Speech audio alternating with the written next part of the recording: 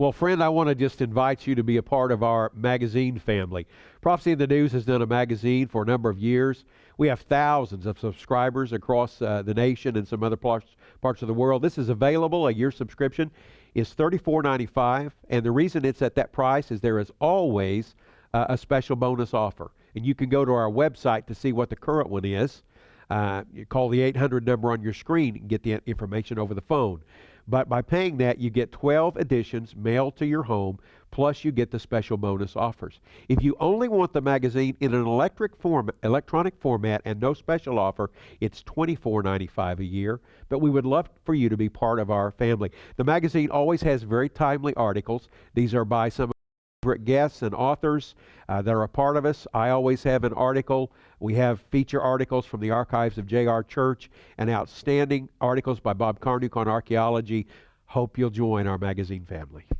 Hi, welcome to Prophecy in the News. I'm Doug Woodward, sitting in for Kevin Clarkson, who's on vacation this week. Again, in our studio, we have Paul McGuire. Paul is an author, researcher, syndicated radio talk show host. He is also has been a commentator on Fox News and CNN, the History Channel, and he has just written, along with a good friend Troy Anderson, a new book that we want to talk about today, and we talked about in an earlier program, The Babylon Code. So we're going to feature that in today's Prophecy in the News. So, Paul, welcome. Thank you, Doug. Great to be here. We appreciate you being here and flying in from California to be with us. It's a great honor. We're going to jump right in and talk about a number of things that you all have highlighted really very early in the book, and this book's very content rich. It's got so much information in it, but it's very well written. Co-written by a guy that is an investigative journalist, yes. Troy Anderson. Yeah, Troy is a Pulitzer Prize nominated journalist, and his contributions to the book in terms of documentation and content are just that spot style on. of sort of investigative journalism. Yes. It's very evident in the style of the book Yes. and the flow of the book. So it's really well done. All right. So in the book, you all quote sort of a number of a pretty known, well-regarded fears that are kind of close to the surface we're aware of today.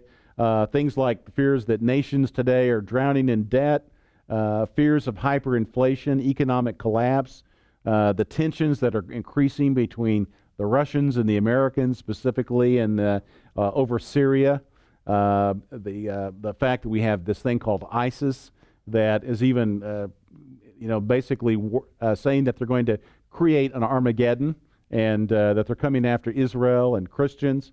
Iran may already have nuclear weapons. They may use them against Israel, the U.S.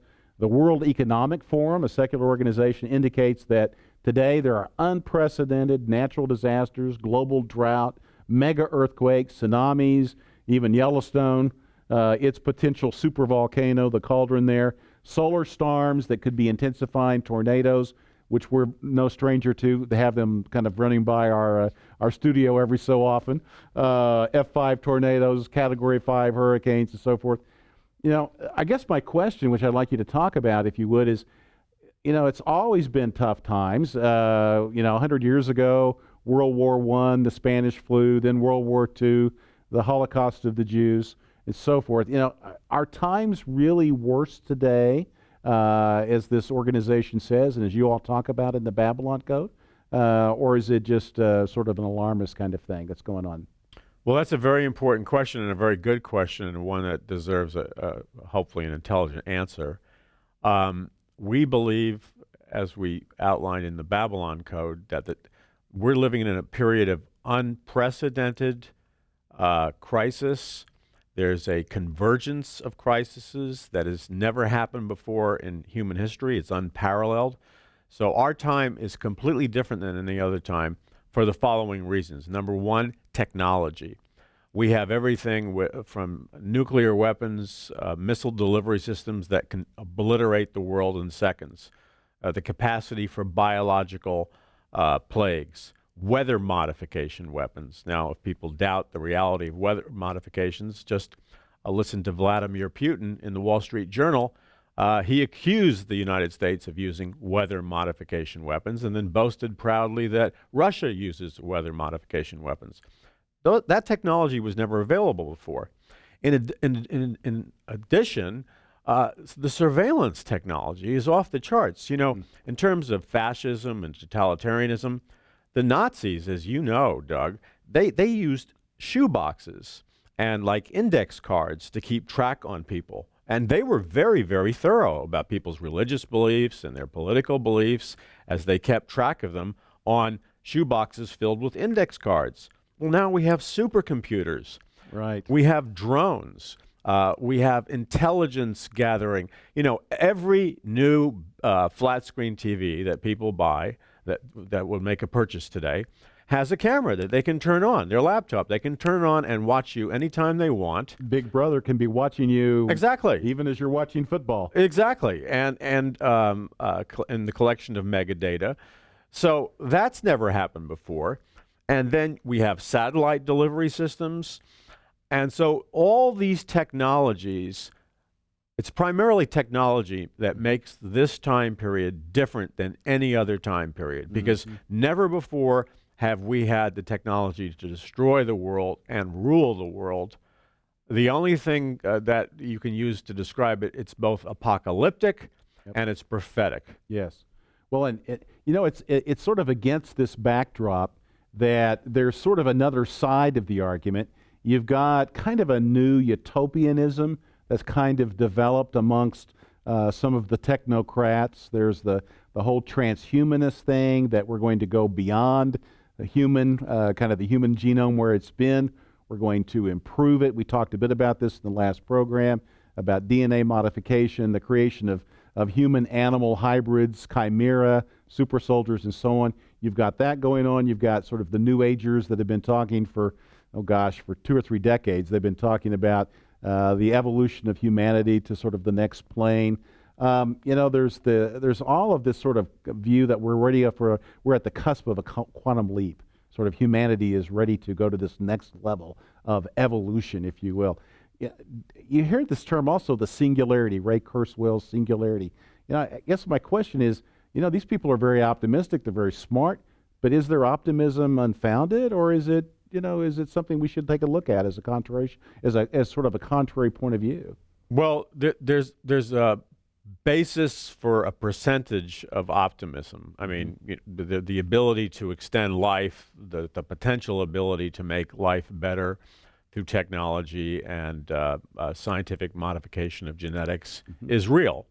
The problem is, and this is what we really feel divinely called to bring this message to people in the Babylon Code, the problem is that the group that is orchestrating all of this, which we document as an elite group, a scientific dictatorship, if you will, as Huxley said, a technocratic elite, they are orchestrating this drive into this new eon, as Aleister Crowley said. New age, yes. Yeah, this new age. Now, I'm not saying that every crisis and every problem on planet Earth is conspiratorial or organized. Some of it has to do with a lot of bad choices collectively.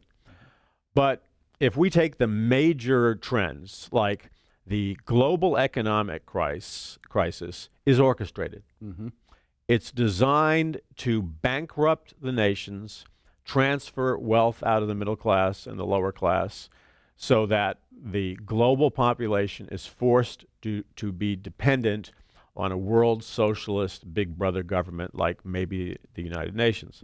So people say, well, Paul, that's far-fetched. I don't believe that. That's fine if you don't believe it. So that's why we gave you proof in the Babylon Code. We document the planners of this world socialist government. And by the way, that's what the UN says in their own writings is their goal, to create a world socialist government and a government, their own police force. What's happening right now through these trade treaties, the reason they're secret is because the trade treaties contain language that gives away U.S. sovereignty and submerges the United States into a global government. As we document in the book in the Babylon Code, that was the methodology of creating the European Union. Jean Monnet, one of the fathers of the European Union, very cleverly said the way we're going to create a European Union, because if we come out and ask France and Germany and England, do you want to be part of a European Union? They're going to say no. They snuck in a series of trade treaties, language concealed in all these contracts, these seemingly harmless trade treaties. They assembled a whole bunch of trade treaties, and then one day, pop, the Europeans found out that they lost their right to self-government, they lost their national sovereignty, and they were placed under the governmental authority of a European Union, and they don't like it, but it's too late. So there's a master plan behind this. But in order for this elite group, which begins in ancient Babylon, by the way, in order for them to take control of their world socialist government, they have to create crisis. It's always crisis-driven. Manufactured crisis or new world order through crisis. The so-called false flag. False flags, correct.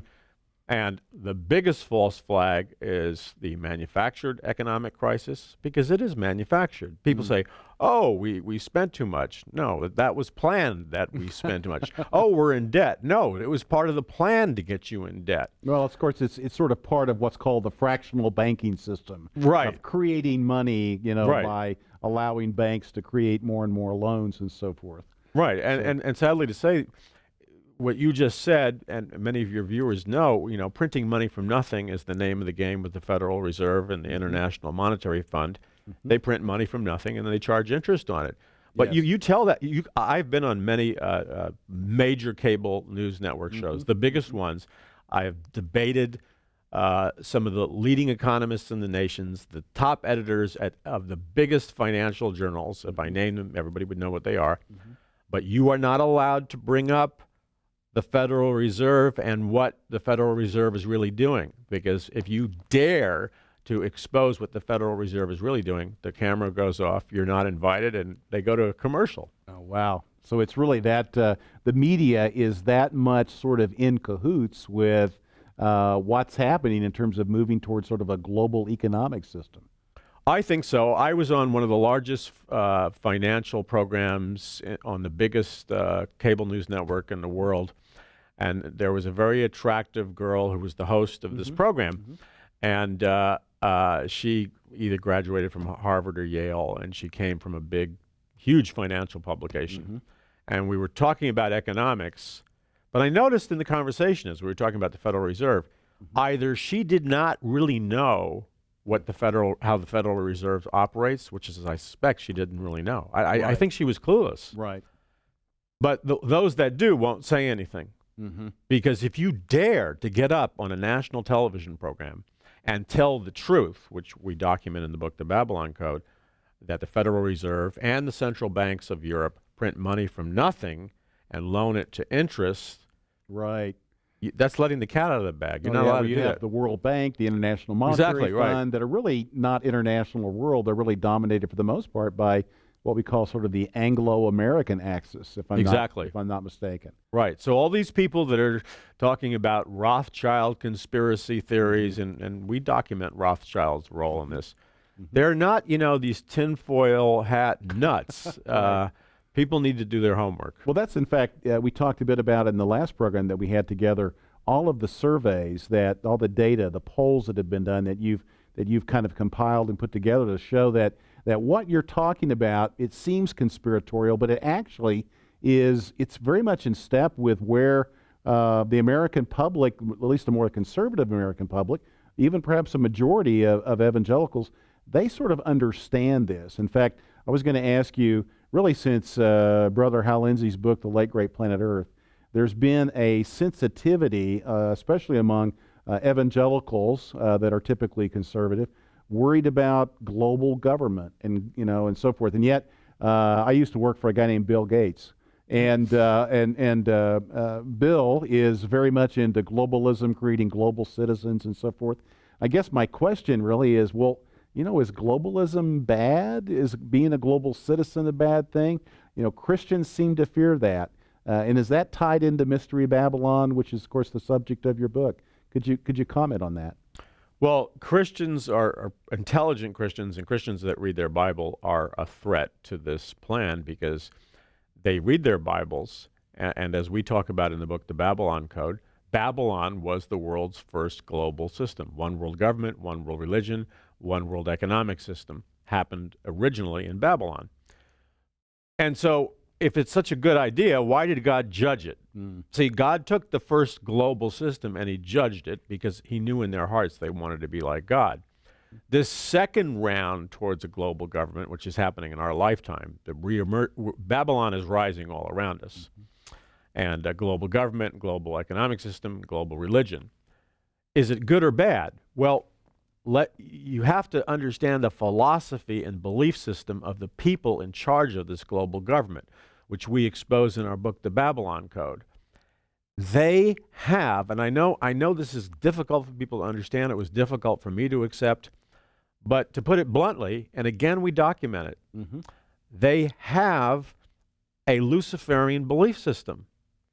And without giving away all the information, because time doesn't permit me to do it, the elite at the UN level were influenced by Madame Blavatsky, a Russian occultist, who in her books openly preached the worshiping of Lucifer. Her disciple Alice Bailey, and Foster Bailey, her husband, founded Lucifer Publishing on the grounds of the United Nations to promote the worship of Lucifer and Luciferian ideas through this global government. Now, we documented this in the Babylon Code. So the question is, if we're giving you solid proof of the Luciferian plans in their own writing from the grounds of the UN, do you think that people who follow Lucifer are going to be good and kind people? Or are they going to be, as many of our viewers know, they're going to take the population of planet Earth from 7 billion to 500 million by any means necessary. Yeah, which is what, of course, stated on the Georgia Guidestones. Exactly. To talk about that's one of the hidden plans. Wow. Well, you've opened up so many issues. We'll continue to talk in a moment, but I want to make the viewers aware that we are offering the Babylon Code, the book written by Paul McGuire and Troy Anderson, for a price of $23.95 plus shipping and handling. It's a beautiful book, hardback. And I've read it cover to cover. I fully endorse it. You've even quoted me a couple times in the book, which I appreciate very much. And if you'd like to really dig in, we'd also like to make you aware that there is a package that we can offer you that includes the Babylon Code. It includes another book of Paul's, a prophecy of the future of America, which also digs in and goes into some of the subjects you've just talked about in more depth. The book that I had a chance to be a part of writing with Doug Krieger and Dean McGriff, the Final Babylon, that's also part of this package. And another bonus element of the package is 2 of the talks that you did when we were together in Colorado, at Colorado Springs, the Pikes Peak Prophecy Conference, of Prophecy in the News, just a few weeks ago. 2 of your presentations specifically on the subjects in the Babylon Code and a prophecy of the future of America. So anyway, that package again is $48.95 plus shipping and handling, and it would regularly retail price is well over $70. So we want to make you aware of that. Now let's jump back in and talk about some more things. I guess I wanted to really zero in a little bit more on this notion of Mystery Babylon and ask what I think is really perhaps one of the most important questions, what is the relationship between the Antichrist and Mystery Babylon? Well, that's a key question, and I just want to dovetail on what you said about the book package. I really encourage the viewers to get the books for this reason.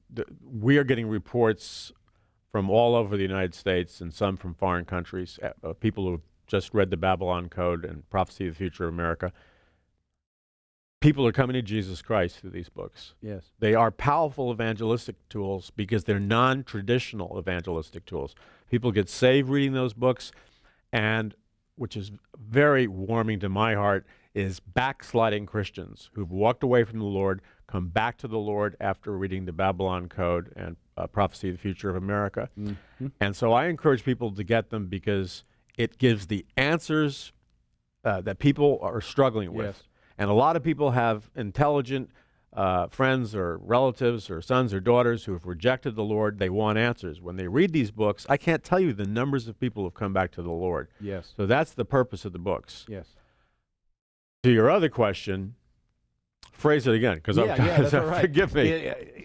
I think it's really one of the most important questions when you study the book of Revelation is what is the relationship between this beast and Mystery Babylon, the Antichrist and the whore of Babylon, and this sort of composite that the Bible calls Mystery Babylon. What is the connection between the Antichrist and this great city that's divided into three parts?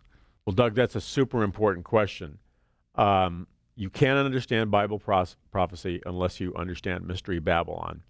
The Antichrist, which the Bible clearly talks about, Revelation 13 especially, also in Daniel 9, and Jesus Christ referred to him as the abomination of desolation. This Mystery Babylon global religious system, global economic system, and global government is the platform that the Antichrist comes from. And as you know, and many of the viewers know, the Antichrist works in conjunction with the false prophet, who's head of a one-world religion and one-world economic system. So Mystery Babylon is what gives the Antichrist the ability to rule planet Earth. And Babylon has to be rebuilt in the last days, Revelation 17 and 18. Is that a physical, literal rebuilding, or is that speaking of some kind of sort of overarching global government? How would you describe that? Well, that's a powerful question, and we attempted to answer that in the Babylon Code.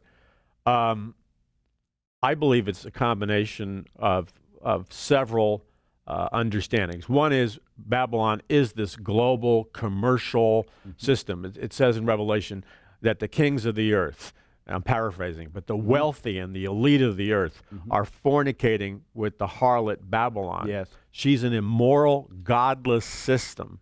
So Babylon can be a type of the godless Antichrist system that controls the world.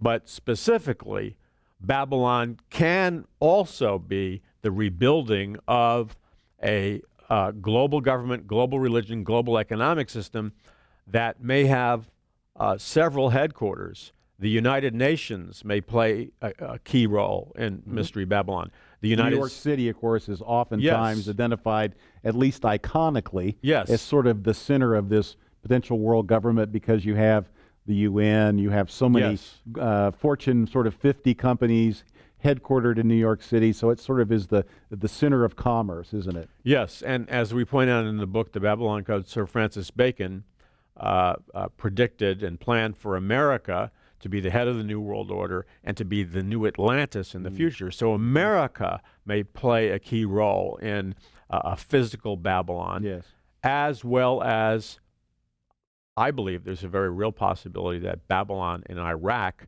will be rebuilt as a global capital, especially to appease the Muslims. So yes, Babylon is both a spiritual system that governs planet Earth, Antichrist in nature, but I believe it will also be a very evil physical system.